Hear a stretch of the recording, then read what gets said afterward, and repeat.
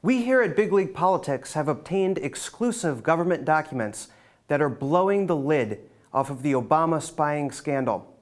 Now, in 2013, President Obama's secretive White House group, which he called the High Value Intelligence Group, signed an agreement with some state-level attorney generals, and what they did was the state attorney generals handed over millions of pieces of personal identifying information on law-abiding private citizens, and they gave those documents directly to the Obama White House. That's right. The High Value Intelligence Group, which President Barack Obama started, was intended to take the intelligence and surveillance capabilities of the FBI and the CIA and direct those powers over to the Obama White House, where Barack Obama personally oversaw this group. That's a large part of what he was doing in office, we now know. Who was part of the High Value Intelligence Group? Andrew McCabe, the fired, disgraced former deputy director of the FBI, was a top leader and official of this group. David Cuthbertson, James Comey's right-hand man and deputy director at the FBI, was a top official and leader of the High Value Intelligence Group. Rod Rosenstein was also involved. Insiders believe that Jeff Sessions, as senator, was involved. Now, here is a document that we have published on Big League Politics. It is an agreement between the North Dakota Attorney General's office and David Cuthbertson, acting in his role as an official with both the FBI and the High Value Intelligence Group. And this agreement gives the Obama White House millions of pieces of personal identifying information from every single citizen of the state of North Dakota. This was done in secret.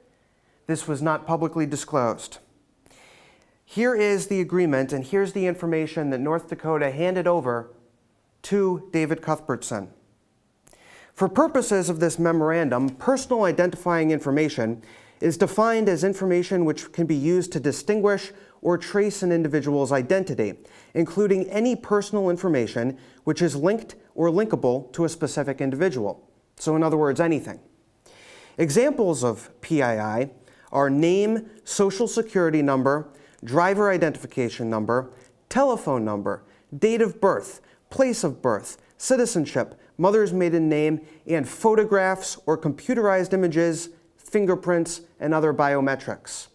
We know now that these photographs include DMV photos and driver's license photos.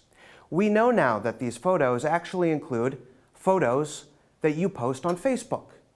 We know that these photos include security surveillance camera footage from gas station chains nationwide, which entered into an agreement secretly with the Obama administration. These were used for facial recognition programs by which the Obama White House and the FBI could surveil every single United States citizen that lived in a state in which the Attorney General signed over these rights. Now, James Comey was promoted by Obama to become the FBI director just 1 month after this agreement was signed. David Cuthbertson, who signed this agreement, was James Comey's number 2 right-hand man at the FBI. This is a massive, massive illegal breach of personal information. And why do we know it's illegal? And why do we know that the Obama administration never wanted anybody to find out? Because 4 days after this agreement was signed, David Cuthbertson appeared on 60 Minutes during the Edward Snowden leak. And he told Leslie Stahl in no uncertain terms, "We are not collecting any personal identifying information from people. We are not collecting your photos. We are not collecting anything unless you are actually arrested and charged with a crime, and then we'll use your mugshot and put it in a file." We know now that that's not true. We know now that the Obama White House was personally overseeing a facial surveillance program of millions and millions of private citizens. Here's what else we know, according to insiders. The High Value Intelligence Group kicked off the entire Obama Spygate scandal in order to personally target President Donald Trump. We also know that John Brennan and James Clapper, top Obama intelligence officials, starting in 2004, set up a private company in Reno, Nevada called Intrepid Technologies, in which they were surveilling the phone calls of millions upon millions, hundreds of millions of U.S. citizens, basically everyone in the country. And we know that President Donald Trump, when he was a private citizen, appeared in these records.